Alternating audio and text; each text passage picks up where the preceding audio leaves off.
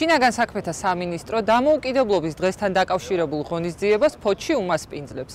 ამ ეტაპზე აქტიურად მიმდინარეობს ღონისძიების მოსამზადებელი სამუშაოები, ხვალ ღონისძიებაზე მოსულ სტუმრებს შესაძლებლობა ექნებათ დაათვალიერონ დამოუკიდებლობის დღესთან დაკავშირებული ისტორიული სტენდები და ინსტალაციები, შინაგან საქმეთა სამინისტროს სხვადასხვა დანაყოფების ტექნიკა და სპეცტექნიკა, ასევე წარმოდგენილი იქნება შინაგან საქმეთა სამინისტროს სასაზღვრო პოლიციის ვერტმფრენი. 17 საათსა და 10 წუთზე შესრულდება სახელმწიფო ჰიმნი და საღამო გალა კონცერტით დასრულდება. ხვალ 12 საათიდან გელით ფოთში და გვირდებით ბევრ საინტერესო აქტივობას. აქ მოგზანებულ სტუმრებს შესაძლებლობა ექნებათ გაეცნონ შინაგან საქმეთა სამინისტროს მიერ წარმოდგენილ შეიარაღებას და აღჭურვილობას, ასევე სპეცტექნიკას.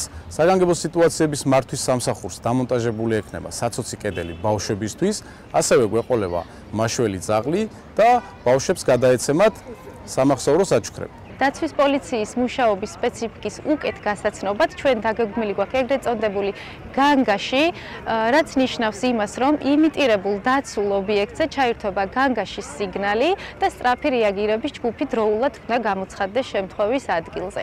ასევე აქვე მოწყობილი იქნება თიხით ძერწვის კუთხეც.